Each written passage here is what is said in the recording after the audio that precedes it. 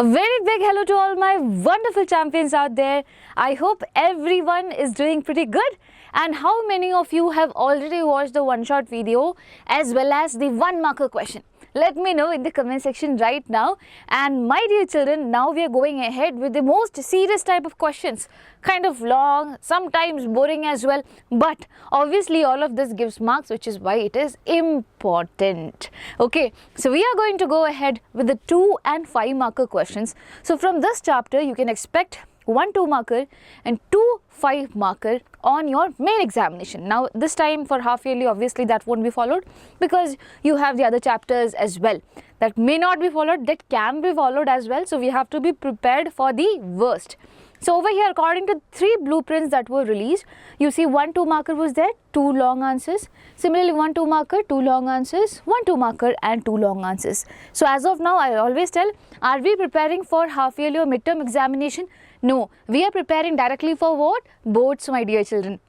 So your preparation should be on that level, and I am pretty sure all of you are working really hard. If at all you are not working hard, then this is the right time to realize that no, I should be working hard, I should be showing my full potential. For those of you who said that I may not be able to do it, or for those who didn't clearly see me win, then this is the, what do you call, the new face of me that you all are gonna see. That should be your motto. Okay, you should be better version of yourselves than yesterday, right? And we can do that, my dear children, with the hard work and also a little bit of smart work. So over here, we have the first 2 marker question. Which sequences of bases transcribed from DNA are both found in HNRNA as well as mRNA? So which sequences do you think are found in HNRNA? What is HNRNA? Heterogeneous nuclear RNA. So I already told you, whenever the DNA which is there, suppose this is the DNA. Now one strand of the DNA is transcribed, right? We know transcription. Where from DNA, what do we make? We make the RNA.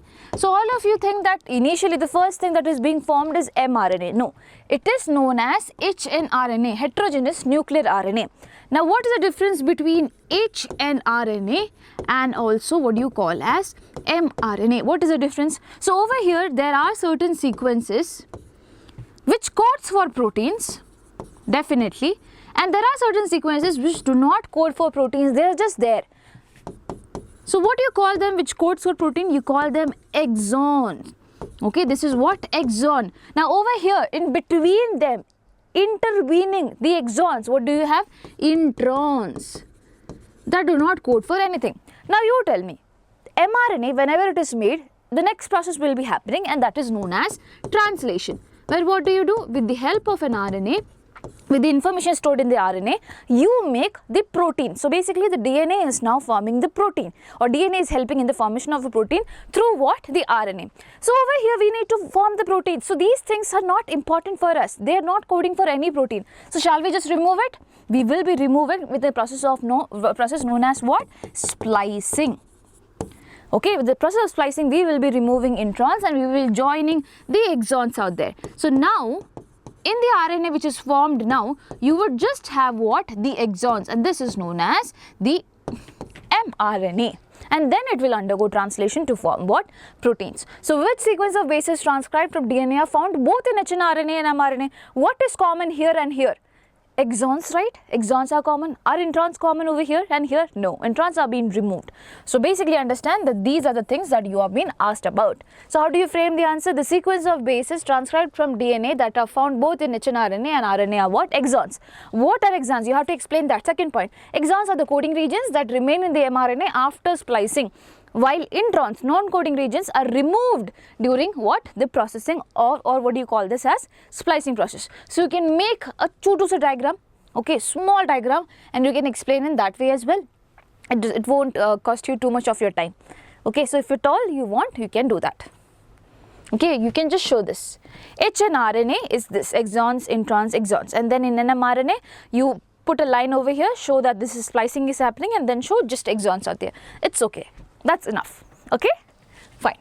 Now going ahead, children, understanding the question, understanding how you need to frame the answers as well. If at all you're understanding what you have to do, click on the like button and share it with your friends. Tell friends that okay, there is one lecture for biology that all of you can watch, which will help you understand a lot of things. So don't be selfish, share it to everyone who is in need.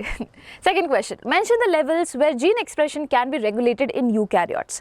As in, gene expression can be regulated, ma'am, I don't understand. So basically we know the DNA is there, the DNA is making the protein. In what all ways can I regulate it? I do not want to make the protein. If I do not want to make the protein, in what all level can I regulate it? First thing, I told you the first process is what? DNA to hnRNA. This process is known as transcription. So in the transcriptional level, I can do something over here, I can mess it up over here, and transcription would not be happening. If transcription is not happening, hnRNA would not be forming. Now, second thing, suppose if hnRNA is also formed, okay, this process was okay, but hnRNA is now be formed. The next thing, how it can be regulated is that, my dear children, the splicing and the processing of the RNA, if that is being stopped somehow, do you think this hnRNA will form the mRNA? It won't. Transcription was affected, that is why it was not forming hnRNA, but suppose it's formed. Now I do not want the hnRNA to form the mRNA. I would not allow any processing, whether it be splicing or capping or tailing. There are certain processes like this. Okay, so I would not allow any of this to happen. In that case, my dear children, mRNA would not be formed. Suppose now if mRNA is also being formed, now how can I stop? How can I negatively regulate this thing? mRNA which is being formed, it is all happening inside the nucleus. This mRNA has to go outside the nucleus. Why? Because for translation you need tRNA, and that is outside the nucleus. And you also need ribosomes, those are also outside the nucleus. So this guy has to move out. So if I mess up with the transportation over here, then also regulation is happening. I am able to regulate it. Okay. So one is this. So one is transcription, second is processing, the third one is transport of the mRNA. Now where can I mess? Suppose the transport has also taken place, mRNA is outside. Now I can mess around in the process of what? Translation. I can mess around in the process of translation. So in 4 levels, the gene expression can be regulated. If at all I do not want it, I can do mess up around any of these processes. If I want it, I will make sure that all these processes are doing really fine. So how do you frame your answers? You write your answer like this. In eukaryotes, okay. In prokaryotes, do you have a nucleus and all? No, you do not have nucleus, you just have a region where the genetic material is there. So there, all of it does not apply, okay. So first in eukaryotes is transcription level, for formation of primary transcript, that can be stopped. Now processing level, that is regulation of splicing or anything, that can be messed up, okay. Transport of mRNA from the nucleus to the cytoplasm, that can be messed up, or it can be messed up in the translation level. So these are the 4 things that you need to write if this type of question comes in. Okay, this is the model question paper question, so make sure you are practicing it properly, and I hope you got it. Yeah? Cool? Okay. Now write a note on the role of sigma factor and the rho factor in transcription in prokaryotes. What does sigma factor do? What does rho factor do? So my dear children, you have promoter region, you have the structural gene, and you have the terminator region in what? In the DNA, which is going to be transcribed, right? Now onto this promoter region, the person who does the transcription comes in and joins. What is it? It is RNA polymerase. But can it join directly like that to the promoter region? No, it needs its friend, and its friend is what? Sigma factor. So sigma friend is there, okay. Sigma friend comes, binds with RNA polymerase, helps in its attachment with the promoter region. Now once it is attached, my dear children, the sigma factor will go away, and now this RNA polymerase will do the transcription. Now it reaches the terminator region. So until now, my dear children, this is the DNA, and you are forming basically an RNA as well, and these guys are together. We do not want these guys to be together. I want to free my hnRNA which is being formed. So what happens? The RNA polymerase, once it reaches over here, my dear children, it says that, oh my god, I want to go, I don't want to stay here, it feels so bad, I want to terminate this. It is crying, rho. In Hindi we say rho, na? So similarly, over here for termination, what factor do you need? You need rho factor. Okay, I think you might know a little bit of Hindi somewhere. You might have heard in movies or things like that. If at all you are not a native Hindi speaker, I'm telling you for you guys. Okay, but I didn't find any other way to make you remember this. That is why I used the language. Please forgive me if someone didn't feel good. Okay, so over here, RNA polymerase binds to the Rho factor, which is why they terminate when it has to terminate. Okay, so this thing happens, and later the DNA and RNA get separated, and the RNA is completely free. Okay, so for termination it needs the Rho factor. For the what do you call it, starting off, for initiating the process, it needs the sigma factor. So sigma factor binds to the RNA polymerase, guiding it to the promoter region for transcription initiation. It detaches after the initiation. Okay, Rho factor facilitates termination by binding to RNA and unwinding the DNA RNA hybrid. So this is something new. When DNA is there, you don't call it hybrid. RNA DNA is there, you call this hybrid. So you want to unwind, you want to make them separate, and yeah, that is what happens in the case of when it is helped by Rho factor. Now this picture is also given to you in your NCERT. See, RNA polymerase and the sigma factor comes and attaches to the promoter region. It goes off, the sigma factor goes off, RNA polymerase continues its job, and at the end, my dear children, you may see RNA polymerase binds with Rho factor, and that is going to help in the dissociation of all this thing that is happening. Okay.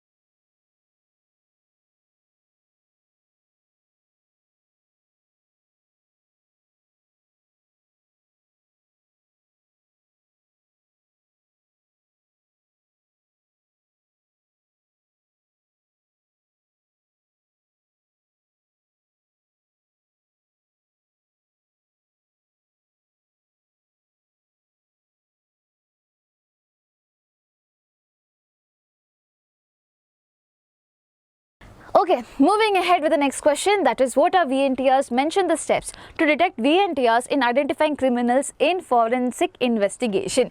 So VNTR means variable number of tandem repeats. Okay, so I'm pretty sure you're not getting it, but still I'm telling you. So over here, suppose ATGC sequence is there.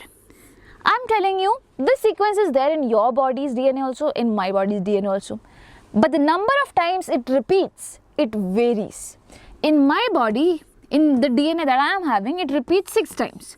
But in the DNA that you are having, it repeats 10 times. So, variable number of tandem repeats. So, number is varying in both of them, but the repeat is the same, ATGC. So, that is what you mean by VNTRs.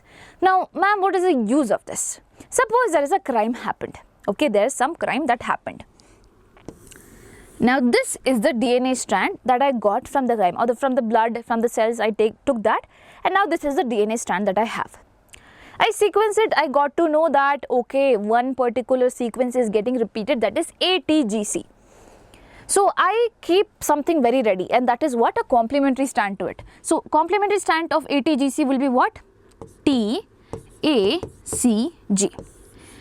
This sequence, the complementary sequence, this would be my VNTR prop. Please understand, this would be radio labeled as well. This would be radio labeled as well, which is why you call us VNTR prop, and I'll tell you what's the use of it. Anyways, we are keeping it for later use. So over here I have the DNA, okay, with a restriction enzyme, with an enzyme, I'm going to cut this DNA strand. And this DNA strand I'm going to cut from the region where it has the repeat to the region where it again has the repeat. It ends up from where to where, wherever it is, it will cut those particular region. So suppose it is cutting like this, okay, and I'm not telling you how many repeats are there over here, okay. Anyways, it has been cut. Now I am suspecting 2 people did the crime, okay. I mean one person did the crime, but I have 2 suspects out there. This is person 1, that is me, and this is person 2, that is you. Now how do I understand whether you or me did the crime? Not me, someone else, okay. How do they understand whether you or me did the crime? So again, my dear children, what happens? They will collect our blood samples, and then they will take our DNA. With the same restriction enzyme that this was cut, here also the DNA would be cut, okay. So over here what is happening? Restriction enzymes are gonna cut the DNA. Now I got a strand which has 6 repeats, but I do not know it. How many repeats are there? And from here I got, when the same enzyme was cutting, I got another strand which has 10 repeats. But still, I am not understanding, okay, there are 10 repeats or no. I cannot randomly tell that, okay, by seeing that. Now what do I do? This DNA strand and this DNA strand, my dear children, I am going to run through a gel electrophoresis chamber. So gel electrophoresis chamber works like this, my dear children. The one which are larger, the DNA fragments which are larger, they will move slow. The DNA fragments which are smaller, they will move fast. So over here I found that this one stays over here for person 2. This DNA strand stays over here for person 1. For person 1, the DNA has come over here. Why? Because here is 6, here it's 10. So 10 one won't move fast, the 6 one will move fast. Okay, I have this. Now what do I do is that I also compare it with another gel electrophoresis chamber, okay, where I had put this DNA strand. When I put this DNA strand, my dear, it also came somewhere around here. With this only I get to understand, but I cannot see it. With my naked eyes, I cannot see the DNA out there. For that, I have to do one more thing, southern blotting. Okay, southern blotting basically means I'm going to take a nitrocellulose sheet, I'm going to put it like this. All of the DNA would be on this particular sheet. Now after I have this on the particular sheet, my dear children, still it won't be visible. Now what will I do? Now it's on the sheet, okay. Now this is not the gel electrophoresis chamber, this is a sheet. Over here, I am going to use the VNTR props. The VNTR props, my dear children, obviously whenever they see complementary base pairs, they will go and attach. So it will go and attach over here, here also they will go and attach, and here also they will go and attach. Anyways, now they are visible, and when they are visible, I am able to see that, oh my god, this and this matches. So who is the criminal, person 1 or person 2? It is person 1 who is the criminal, and that is me. So this is how you use VNTR for forensic investigation. Now when we read the explanation, you will get to understand things a lot better.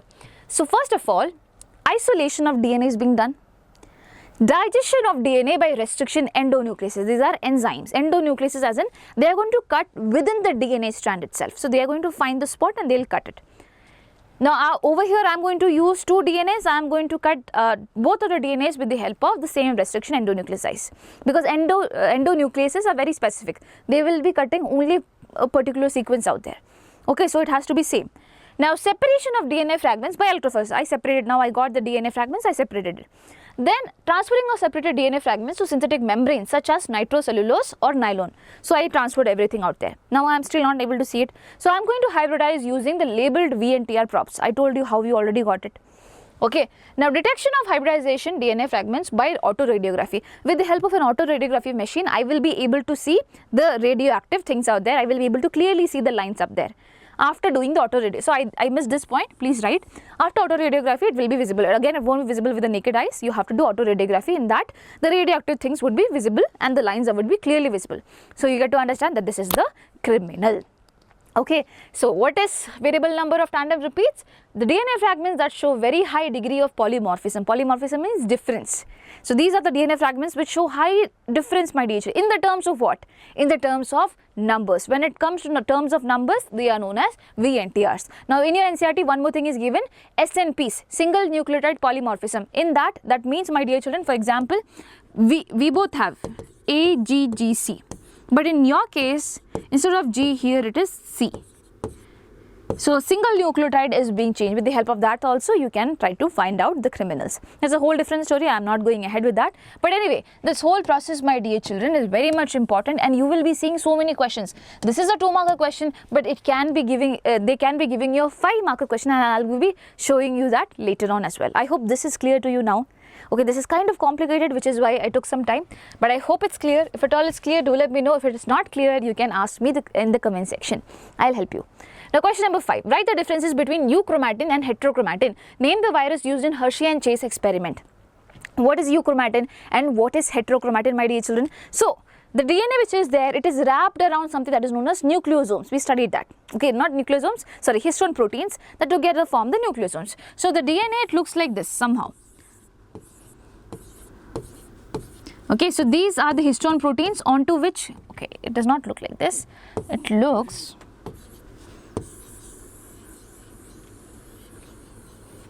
somewhat like this. Okay, the whole thing you call this as a chromatin. This is what? This is the histone proteins. This is your DNA being wrapped around that. And basically, my dear children, there are two types of things that you can see.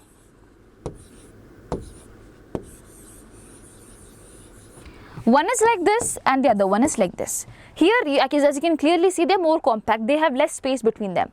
You call this as heterochromatin. When they are more condensed, you call this as heterochromatin. And when they are loosely packed, okay, they are loosely packed, you call this as euchromatin. Now you are asked, write the difference between heterochromatin and euchromatin. So they are loosely packed, they are tightly packed. That is the first difference. Second thing, my dear children, from the DNA, you know RNA has to be made, transcription has to happen, right? So over here, do you think transcription can happen? Yes. Here, since there is much space, RNA polymerase can come and attach, transcription can easily happen. But in the case of heterochromatin, they do not have this particular space, my dear children, which is why transcriptionally they are not active, they are inactive in nature. So here transcriptionally active, here transcriptionally inactive in nature. And since they are loosely packed over here in euchromatin, they stain light. Okay, but here in the case of heterochromatin, since they are densely packed, they will be staining dark. So these are the 3 differences that you can write. Okay, what are the 3 differences? Let's see. So in a typical nucleus, some loosely coiled regions of chromatin with light stain and transcriptionally active is known as euchromatin. But you have to write in points, 1, 2, 3 points, you got it. The chromatin that are more densely packed, stains dark and transcriptionally inactive are known as what? Heterochromatin. Right? So this is heterochromatin region and this is the euchromatin region. You can have both of them in the DNA strand that you see. Why do you have chromatin, my dear children? For making it more compact. Otherwise the DNA is very long, it cannot fit inside the nucleus, which is why we have histone proteins onto which it wraps around and things like that. One more very important thing, what do you call the segment as? You know this is histone, this is the DNA. What do you call this particular segment? This is one nucleosome. This is one nucleosome. Similarly, you have multiple nucleosomes, and the whole bead on a string structure is known as chromatin. Okay, now name the virus used in Hershey and Chase experiment. What was the virus's name? So we know the bacteria's name, it was E. coli. What is the virus which was used to transfer the genetic material out there? It was bacteriophage. So don't get confused that bacteriophage is a bacteria. No, it's a virus. Bacteriophage infects the bacteria, that is E. coli. So bacteriophage is your answer. Okay. It was asked in July 2022. Now list the goals of Human Genome Project. What was the goal of Human Genome Project? Ma'am, very easy. It's actually something that you have to just by heart. I won't recommend by hearting, but yeah, please understand it properly. Okay, you can easily get it. So goal of Human Genome Project is to what? Identify all the genes. So almost it was approximated 20,000 to 25,000 genes were there. We wanted to identify it, all of it. That was the project's goal. Now determine the complete sequence of DNA in the human genome. Obviously, you're finding the gene, but also you want to see the complete sequence as well. So then only you will understand that this sequence gives rise to what? This particular protein. Okay, store information in the database. Obviously, after doing all this thing, you have to store somewhere. That was also a goal, to store information in the database for what? Easy access. After storing, my dear children, obviously, if you want to analyze that, if you're storing in a bad way, you won't be able to analyze that. So you have to improve tools for what? Data analysis as well. So that was the next thing. Now transfer, so whatever information you got it, my dear children, will you keep it to yourself? No, you have to give it to the other places as well, so that they can make the best use of it. So transfer related information to other sectors and industries. That was the thing.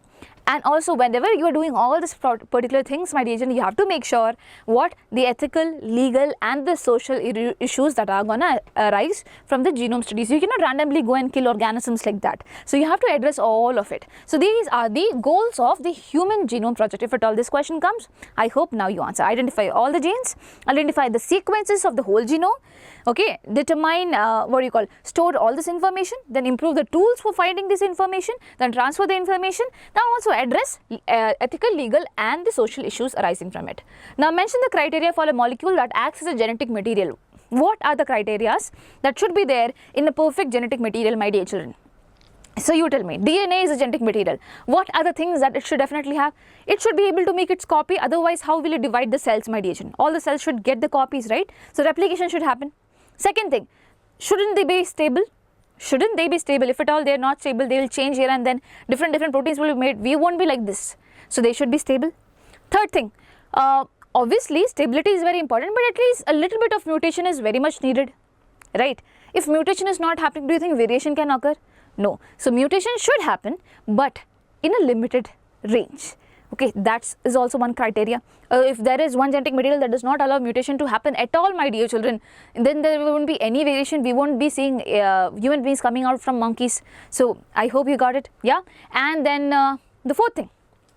What is the fourth thing? The fourth criteria for a molecule that acts as a genetic material, that it shows the Mendelian traits. That means the genes should not be just like genes. They should be coding for some traits out there. So that is what it is. So you have 4 points and you need to remember, it should be able to generate its replica, that means replication. It should be chemically and structurally stable. It should provide the scope for slow changes. Okay, that this required for evolution, that is required for evolution. It should be able to express itself in the form of the Mendelian character. That's all. So 4 things you need to remember. Cool? Going ahead. Now these are the 5 marker questions out there. Please make sure you are paying attention. List out the salient features of the double helix model of DNA. So before I go ahead with the written part, I want to explain you. In that way I think you will understand it better. So over here, my dear children, what is DNA made up of? First of all, it is made up of nucleotides, right? So what is a nucleotide? Over here you have something that is known as pentose sugar. That means it has 5 carbons. So 1, 2, 3, 4 and the 5th carbon is something like this. Okay. Now over here on the first carbon you have a nitrogenous base attached to it. On the first carbon, this bond is known as glycosidic bond. Glycosidic bond. Now over here on the 5th carbon, my dear children, phosphate groups comes and attaches. I should not be putting the arrow, so I'll put like this. Phosphate group comes and attaches. Now When the phosphate group was not there, you call this nucleoside. When the phosphate group is there, you call this as nucleotide. So nucleotide is what? The basic structure. What do you call this bond between the carbon as well as the phosphate? This is known as the phosphoester bond. Phosphoester bond. Okay. Now please understand one very important thing. That is, over here, I want to attach one more nucleotide. So again, pentose sugar will be there. This is the third carbon, and this is the nitrogenous base. This is the fifth carbon having the phosphate group. If I want to attach this and this, my dear children, I will be attaching the third carbon to the phosphate group, and this phosphate group instead is attached to the fifth carbon. So again, here the third carbon and the phosphate group attachment is there. What will I call this bond as? Phosphoester bond. Now since I have two of them, I will call this as phosphodiester bond. If at all you are asked, what's the bond between the third carbon and the fifth carbon of two nucleotides? It is phosphodiester bond. Now this is how it goes. If you think, but this is a way, my dear, if you see the fifth carbon over here, suppose there is no nucleotide at the upper level. The fifth carbon over here is free, so it is the 5' end. Over here, if we say the third carbon is free, so this will be what? The 3' end. So 5' to 3' we make it, right? 5' to 3'. Now on the other hand, it will be anti-parallel. It will be anti-parallel. It's not 5' to 3' again. Instead, over here it will be 3' and the other one will be 5'. And the nitrogenous base over here, if you want the nitrogenous base to be together, that is why you are actually making it anti-parallel. Because nitrogenous base are gonna, you want them inside. Okay, you want them inside. This is a strand, you want nitrogen base inside. Here also nitrogen base should be inside. Now between the nitrogenous bonds, bases, my dear children, there are bonds. Suppose it is A, adenine, and over here you have thymine. So in between them you have two hydrogen bonds. Suppose over here it is G, and over here in this nitrogenous base which is coming over here, it is C. Then they will have three hydrogen bonds. Okay. So G and C almost look similar, they are very close, which is why they have 3 bonds. You think like that. And over A and D will be having 2 bonds. So this is the basic structure that you need to know. So what is the backbone of the whole DNA helix? This bond. Okay, this bond is the backbone of the whole helix, my dear children. They are very strong up there. These bonds are what? Hydrogen bonds. Always remember, A goes with T and G goes with C. So one more question. Whatever number of A is there, that many number of T will be there. Agreed? Whatever number of A is there, that many number of T will be there. Whatever number of G is there, that many number of C will be there, because both of them are partners, right? So can I say this particular thing? So A and G are coming under something that is known as purines. They are what? Purine nucleotides. And over here, sorry, nitrogenous bases. This and this, T and C, TC, take care. They are what? They are pyrimidines. Okay, they are pyrimidines. So can I say like this, that purines is equals to pyrimidines? Can I say A plus G is equals to T plus C? Yes, because how many number of A is there, that many number of T will be there. How many number of G is there, that many number of C is there. So purines is equals to pyrimidines. This is Chargaff's rule. Okay, this will be Chargaff's rule. All of this you need to write in your paper. So over here, yeah, also one very important thing that I missed somehow is that over here you have an OH group. You have a OH group, and later that is being removed, and that's how you have a bond between the third carbon as well as the phosphate group. So the third carbon obviously is attached to something. Over here also, in the fifth position also, the third carbon is attached to OH group, and later it is being replaced by the phosphate. So you need to know that. Okay. Let's go ahead. So DNA is double helix with 2 anti-parallel polynucleotide chains. Chains are coiled in right-handed manner. Phosphodiester bond links the nucleotides in 5' to 3' direction on one strand and 3' to 5' direction on the other. Hydrogen bonds between nitrogenous bases hold the 2 strands. Adenine pairs with thymine, hydrogen bonds. Okay, 2 hydrogen bonds. Guanine pairs with cytosine, 3 hydrogen bonds. Follows the Chargaff's rule, that is purines is equals to pyrimidines. One complete turn of, okay, now this one. this whole thing, this is one complete turn of the DNA. This is almost equal to what do you call 34 Armstrong. What is this? This is 34 Armstrong. Now if I am saying one whole turn of the DNA has 10 bases, have 10 bases, my dear children.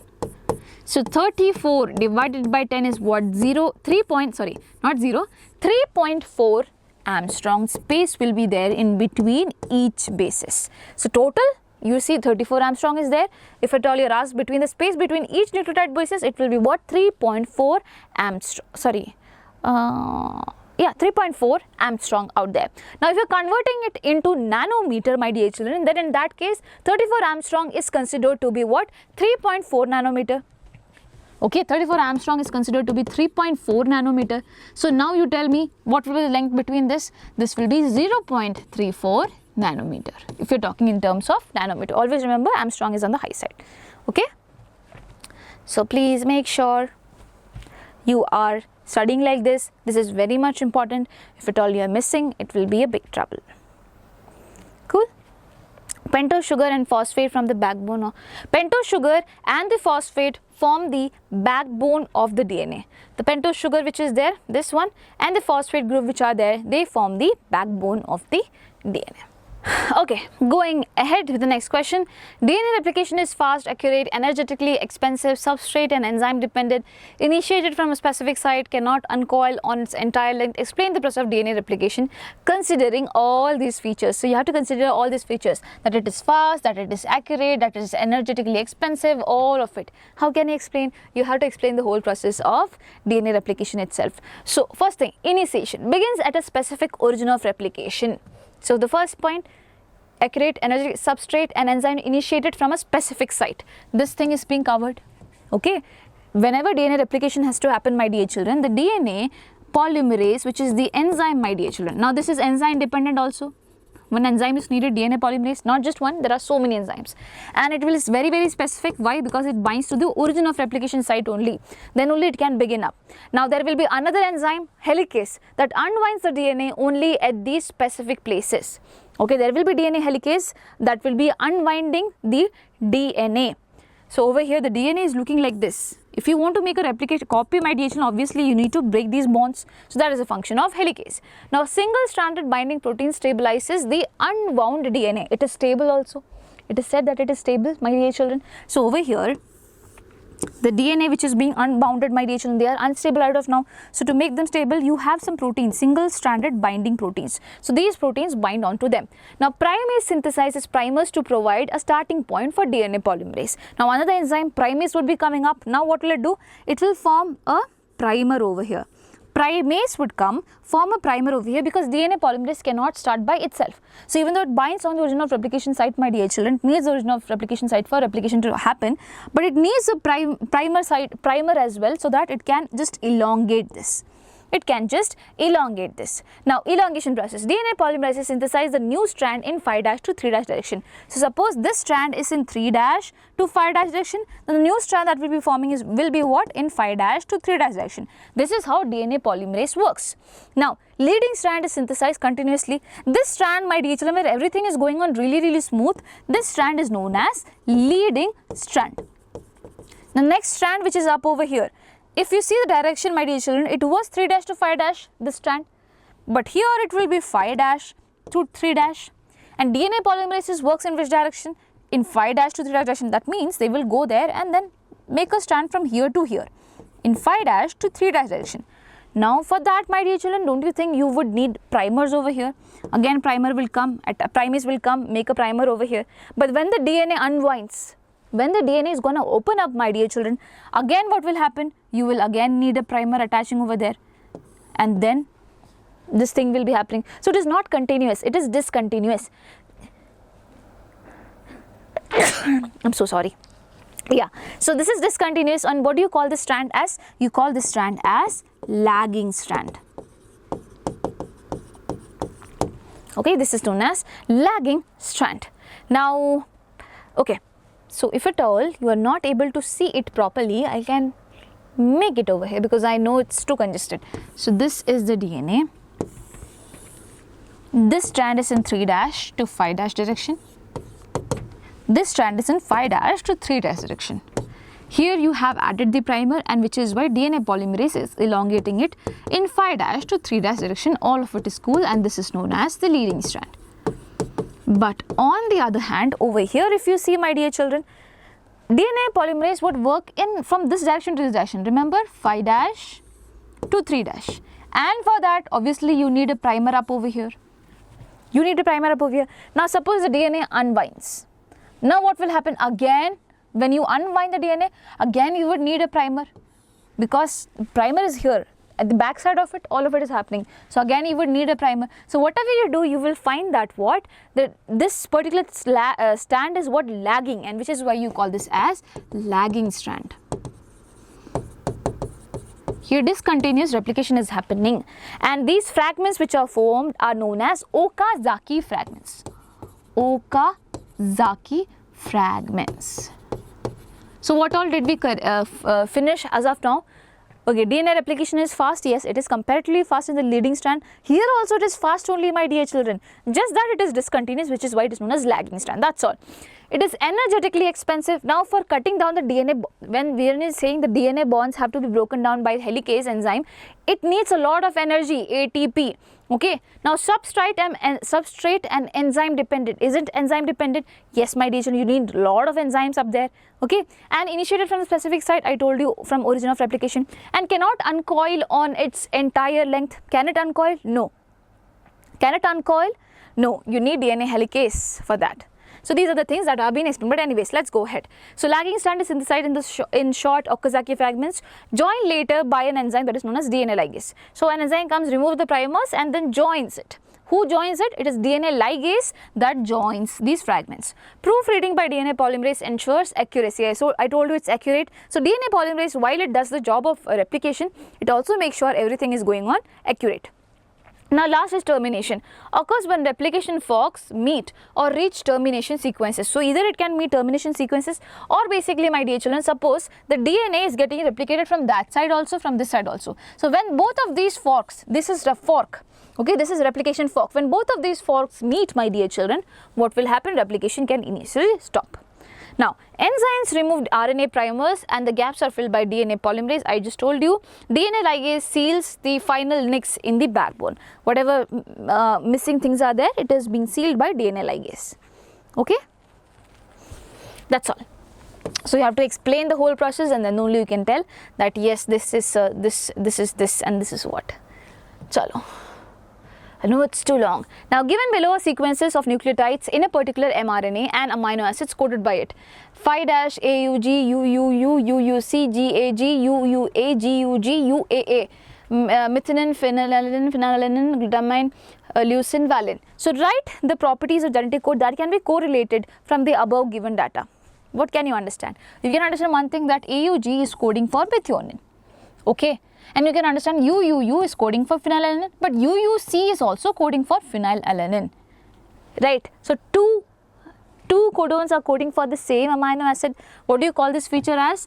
Degenerate. So codons are degenerate in nature. When multiple codons are coding for the same amino acid, this is known as degeneracy. Now over here, GAG is coding for glutamine, and then UUU is for leucine, GUG is for valine, and UAA is not coding for anything. That means it is what? It is stop codon. It does not allow translation to happen. It stops the translation process.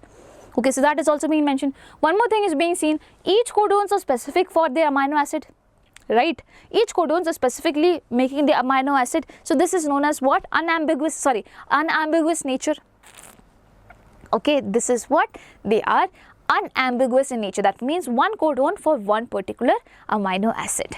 So these many things are seen, but apart from that also so many other things are there. So let's see it. So the codon is triplet. Yeah, that is missed. Okay, the codons which were there, AUG, whatever there, they were triplet. 61 codons code for amino acids and 3 codons do not code for any amino acid. Hence they are known as stop codons. So in total, how many codons are there? We have 64 codons, my dear children.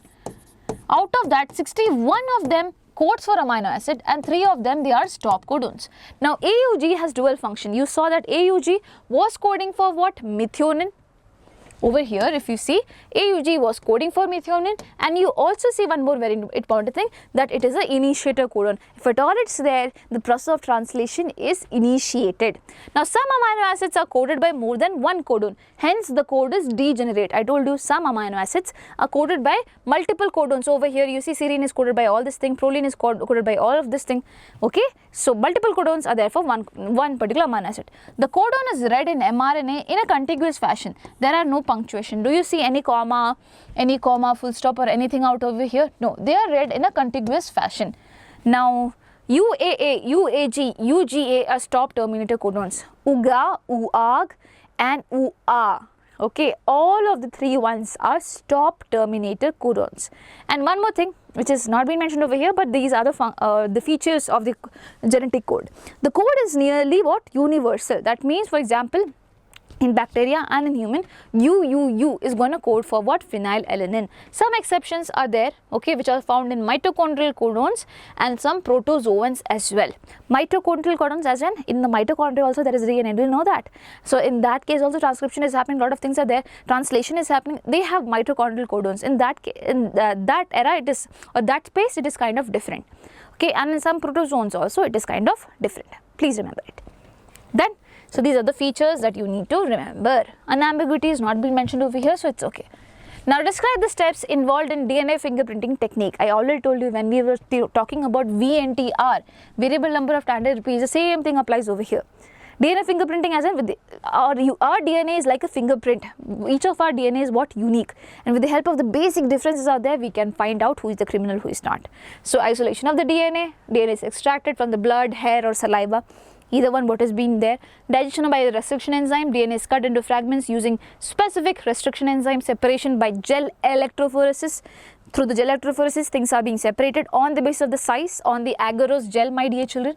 Transfer to membranes, other blotting, everything which is there in the DNA, you're transferring it to a membrane, nitrocellulose sheet, right? Hybridization with the DNA props. Whatever props were there, you're hybridizing it. They are radioactive or fluorescent props, my dear children, which specifically bind to variable regions of the DNA. Now, last is visualization. You want to see it. So, you see it under an X-ray film or using UV light or what do you call auto radiography machine or whatever thing is there. This pattern is compared for identity or relationship. The pattern which is being seen over there, it is being compared. That's all. This is DNA fingerprinting, which we already studied. I told you, you get a 5-mark question out of it. So this is what I was talking about. Now, going ahead to the next question. Before that, let's see how many questions are left. Okay, few questions are left. Let's finish it. So, answer the following. Construct a complete transcription unit with promoter and terminator on the basis of hypothetical template strand given below. So, this is a hypothetical template strand given below. What do you have to do? You have to construct a complete transcription unit. Okay, so the place where transcription would happen, you have to make like that. So, over here, whenever the arrow goes like this, please understand one very, very important thing. This is 3' and this is the 5' end. This is the 3' end and this is the 5' end. Is that so? Is that so? Yes. No? Yes. Wrong. Wrong. It will be, this will be the 5' end and this will be the 3' end, my dear children. When the arrow goes like this, always understand 5' to 3' is the thing. Do not make this mistake. Now you have A, T, G, C, A, T, G, C, A, T, A, C, right? And this is what? This is the 3' end, this is the 5' end. If you want to make a transcription unit, what do you have to make over here? You would have to write that this region is what? Promoter region. And this region would be what? The terminator region. And then you have to make, so this is one strand. You have to make the complementary strand of it. What is the complementary strand? A goes with T, T goes with A, G with C, C with G, A with T, T with A, G with C, C with G, A with T, T with A with T and C with G. Okay, please mention, you make like this properly, okay, and you please mention this is the 5' end, this is the 3' end. This will be the 5' end, this is the 3' end. So this is what the hypothetical template. So this is the template strand that is being given.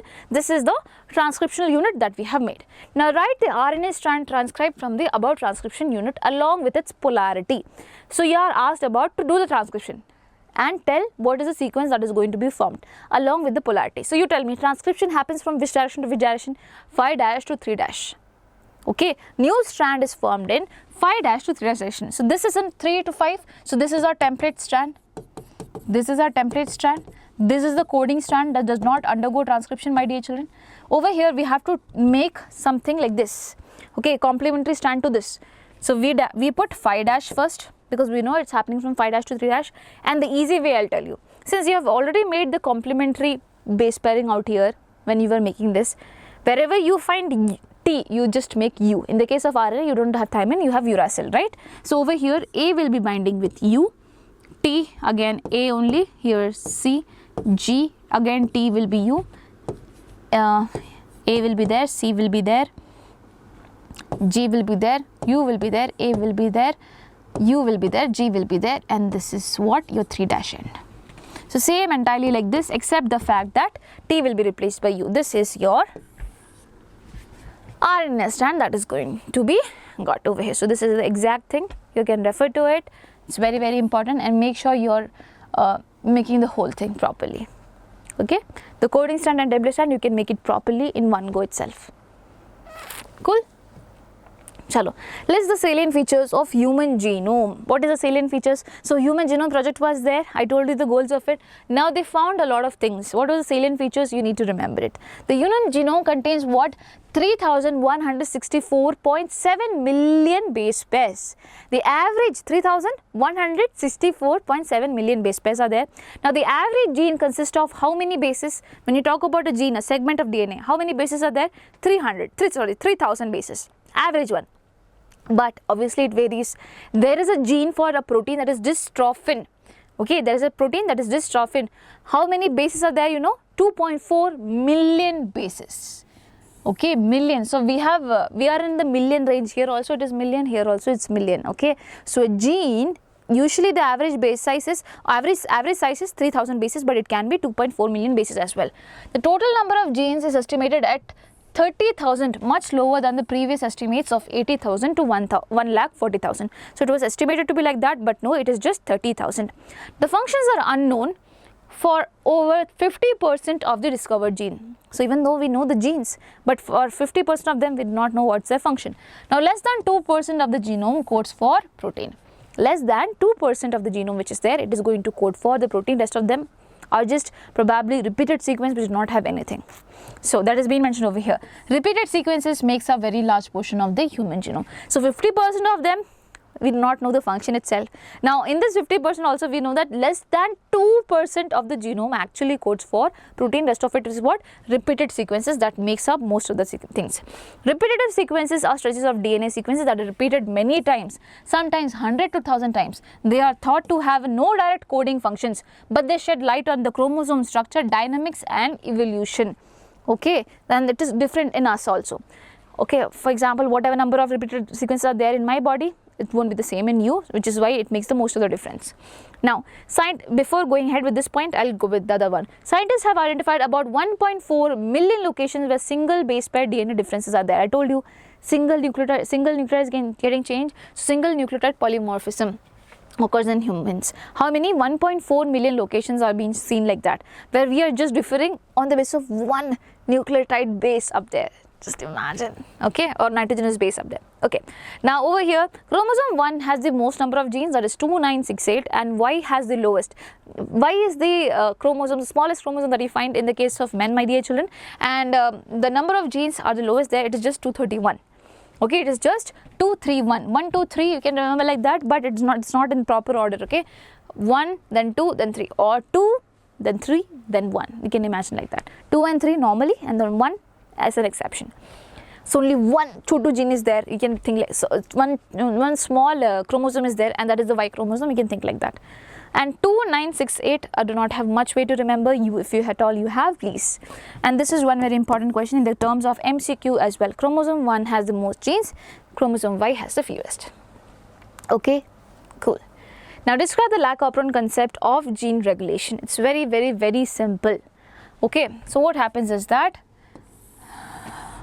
my dear children, you have the promoter region,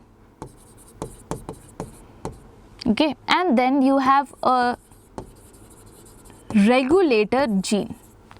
Then again, this is for one particular gene you're talking about. There is one separate gene over here, okay, and here also you have promoter region, and then you have something that is known as operator, and then you have 3 structural genes, 1, 2, 3. Okay, so this is Z, this is Y, and this is A. So promoter region is for these 3 structural genes that you see over here. Operator is also for those. This promoter is for this regulatory gene out there. Agreed? Now regulatory gene means it is going to regulate something. It is negative over here. It is going to form a protein which is known as repressor protein. What protein? Repressor protein. This repressor protein, what does it do is that I do not want, like my neighbor, I will just go and bind over there on the operator. So this repressor protein goes and binds on the operator. Now what's the problem? When the RNA polymerase will come to transcribe it, it is not able to move forward. Why? Because some big thing is up over there, a repressor protein. Then do you think the transcription of these 3 genes would be happening, my dear children? No. This is known as switch off condition. This is the switch off condition of lac operon. What happens if Z is not being produced? What does Z code for? Z code for enzyme that is beta galactosidase. What is it? Beta galactosidase. Y codes for an enzyme that is known as permease, and A codes for an enzyme that is known as transacetylase. So 3 enzymes are not being produced because this repressor protein is there. Now ma'am, when will it be active? When it will get switched on? When, my dear children, this is happening in a E. coli, a prokaryote, a bacteria, right? Now when this E. coli is fed with lactose, it has lactose in its medium, my dear children. This lactose enters the cell through the pores out there.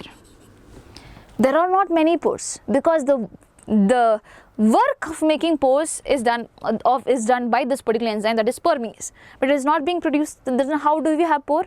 Ma'am, still, even though this thing is there, still little amount of these enzymes are being produced, but very little, and with the help of that only there will be some pores. And now the lactose comes in.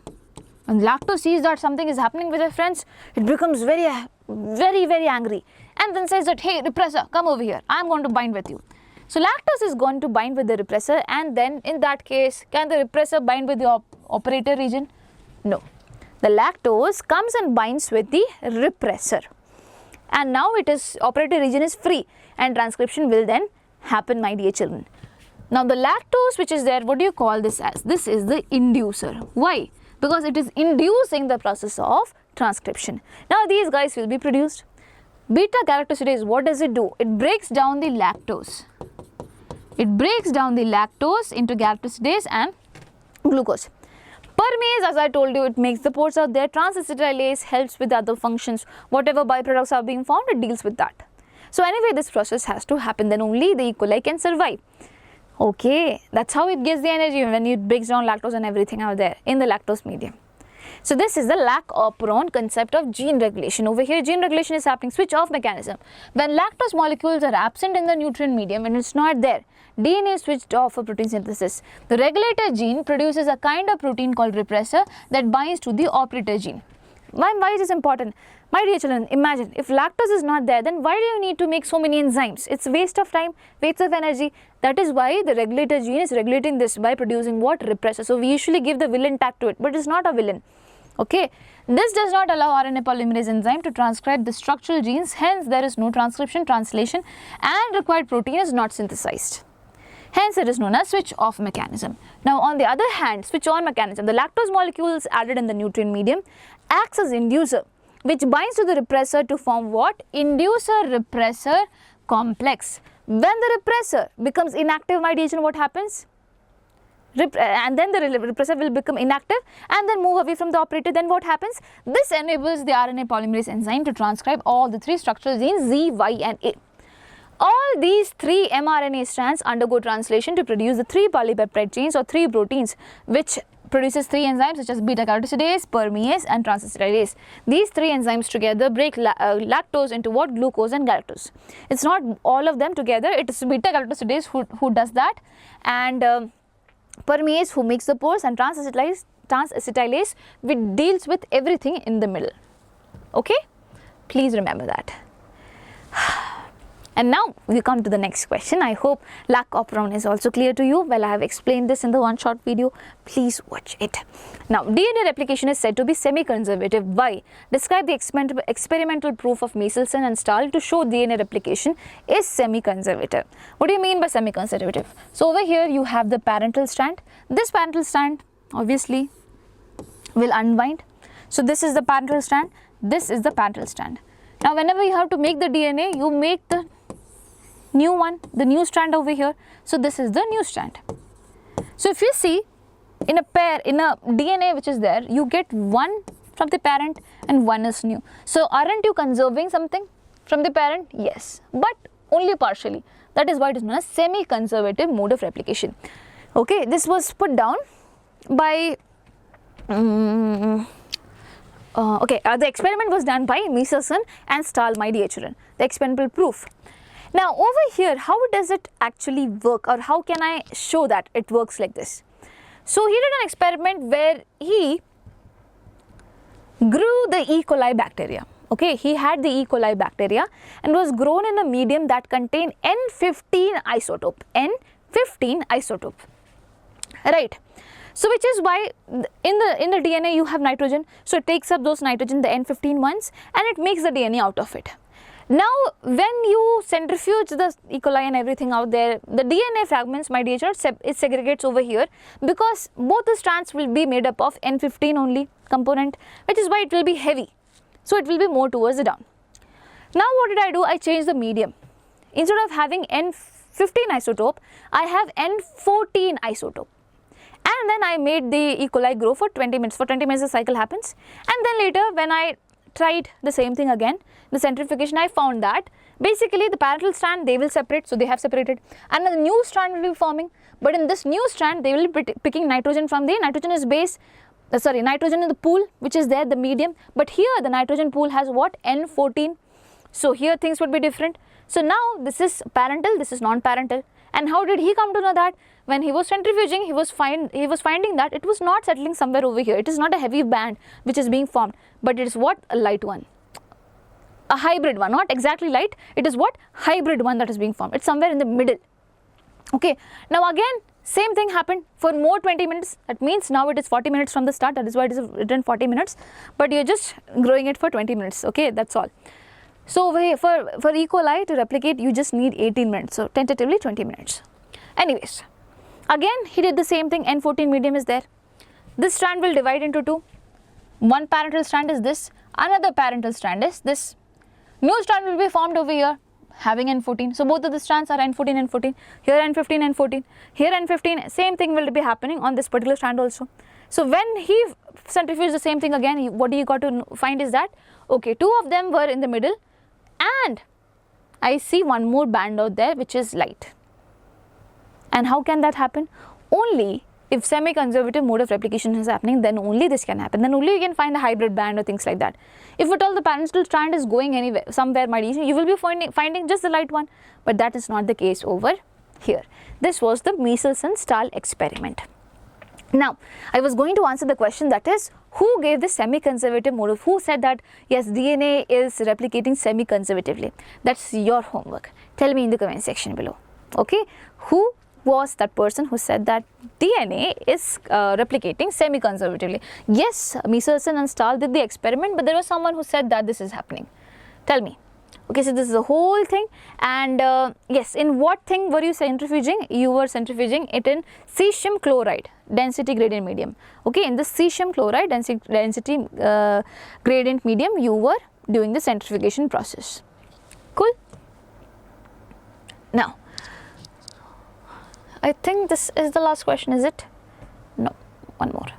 Okay, no, how many questions? Just a second.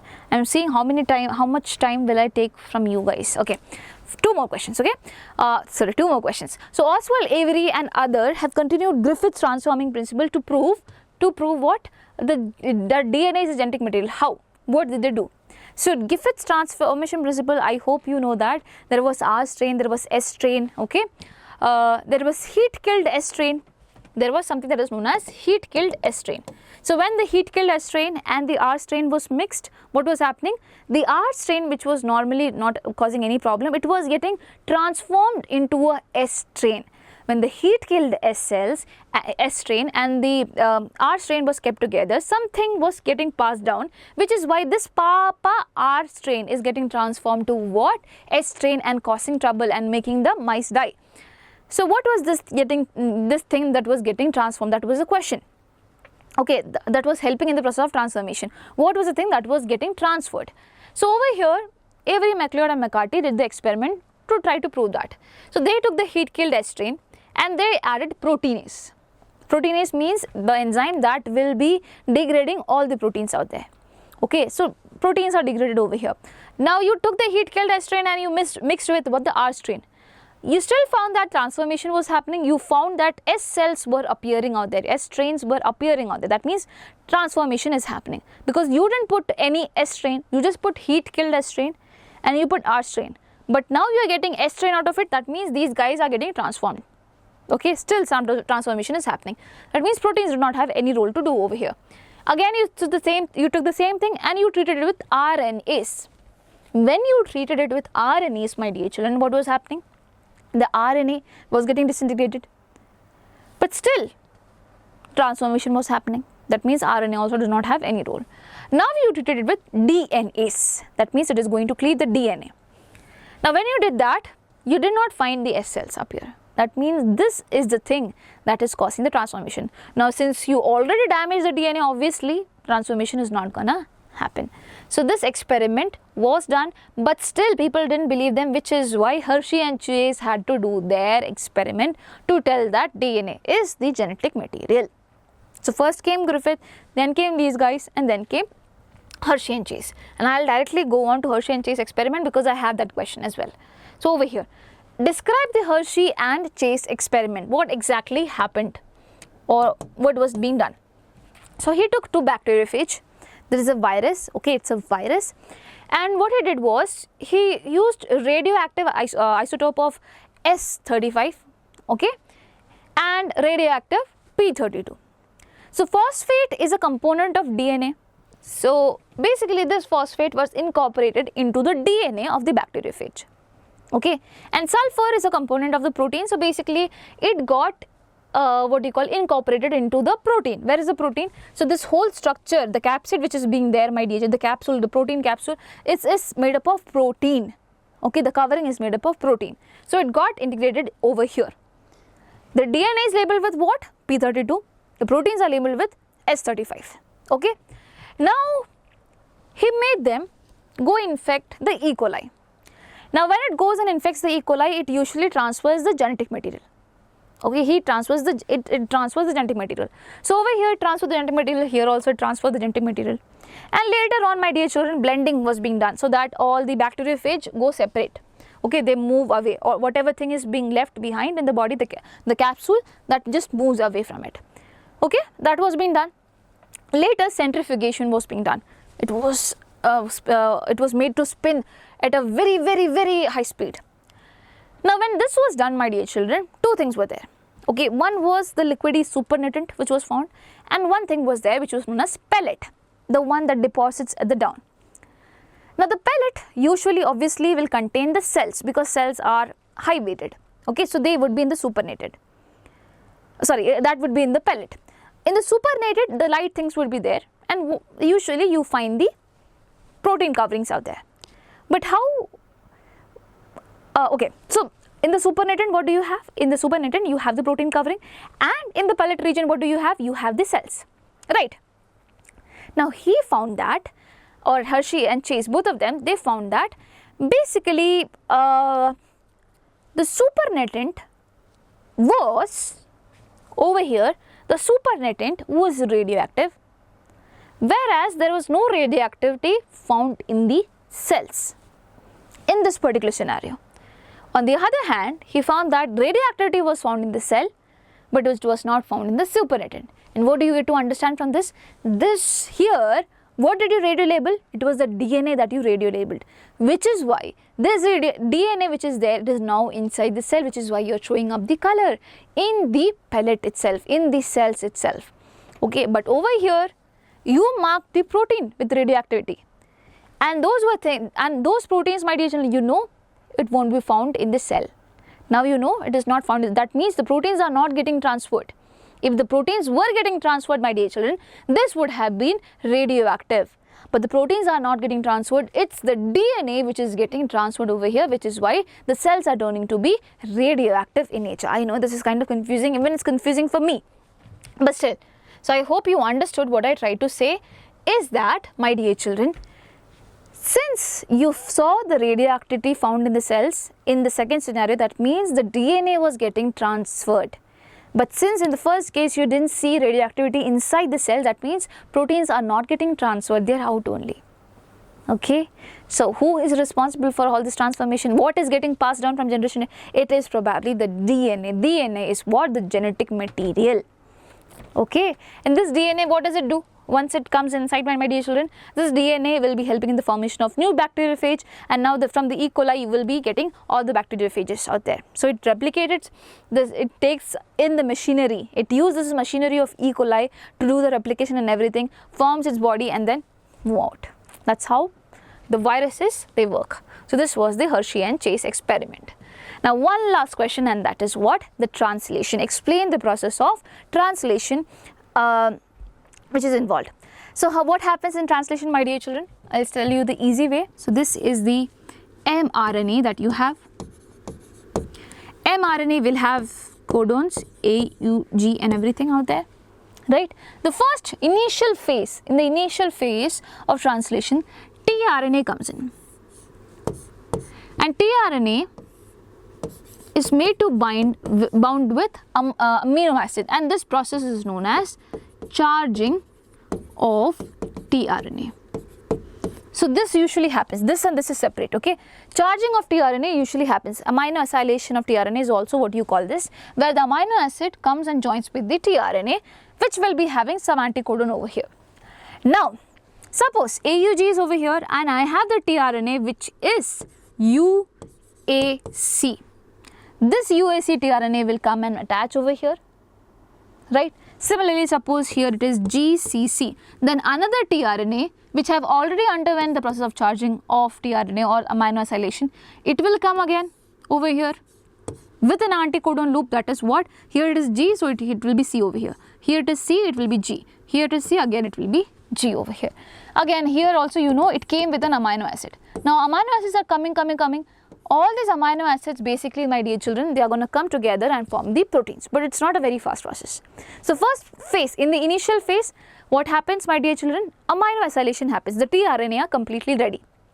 Then, my dear children, what happens is that, so that is the whole process. This is the initial phase where this is happening. It's not coming and binding over here. Please remember, it's not coming and binding, it's just preparing itself with the amino acids, that's all. This is known as charging. Now, my dear children, when you have the mRNA which is there, mRNA and the smaller subunit of the ribosomes bind. mRNA and the smaller subunit of the ribosome would come and bind. Then later, this mRNA, suppose it has AUG and AUG and then GCC. Okay, it is up there in the mRNA. Now, this tRNA will come and bind over here. This particular tRNA that you see, it will come and bind over here. The initiator tRNA, okay, that contains the initiator anticodon or the one that binds with the initiator codon, that will come. First thing, subunit came and attached, smaller subunit, then the initiator tRNA came over here. Now, my dear children, what will happen? The larger subunit will also come together. The larger subunit will also come together, forming what? The initiator complex. Done. Now they have also come. I am removing this thing.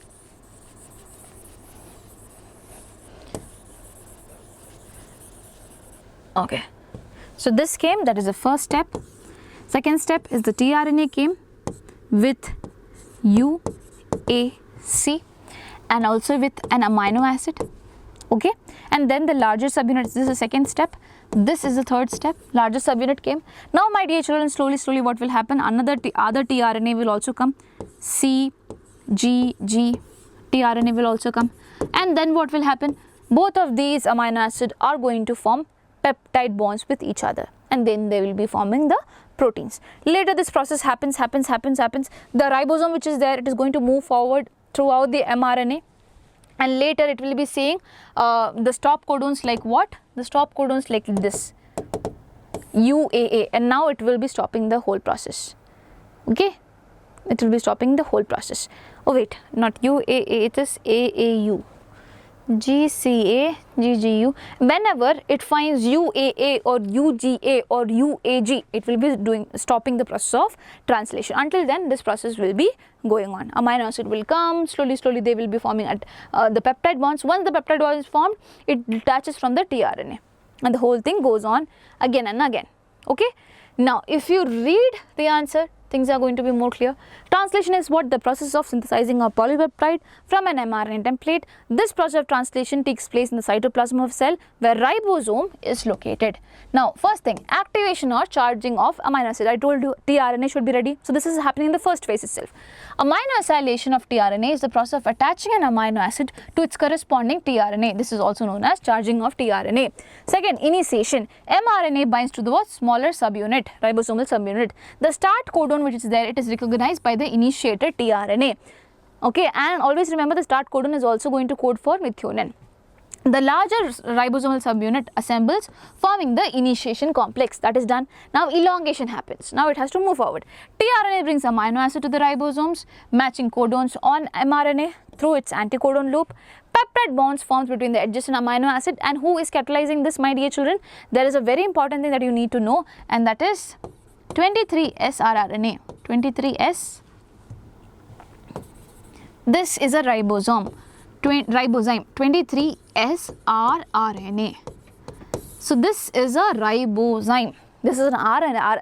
This is a rRNA, a ribosomal RNA, and this also acts like a catalyst, my dear children. You know, RNAs are like a catalyst, which is why they are not considered to be stable, my dear children. So this is going to act like a catalyst and help with the formation of what? The peptide bonds out there. Now the next thing is what? Termination. When a stop codon is reached, okay, UAA, UAG, UGA, the translation stops and the release factor binds to the stop codon, freeing the newly synthesized polypeptide. Okay, so what happens? It reaches the termination sequence, my dear children. The whole process stops and it will be releasing the new polypeptide. The whole polypeptide chain which was there, it is being released, and that is how you get a new protein. So you need to understand it step by step. Okay, so that's all. I'm actually very super tired, which is why all of it was getting a bit messy, but I hope you understood certain things. If at all, my dear children, if you were not able to understand at some point, please let me know in the comment section, and I'm just wishing you all the best. If at all you need my help, believe me, I am here. I will definitely help you out. Bye bye, take care, and do not forget to hit on the subscribe button if you think that this video helped you in some ways.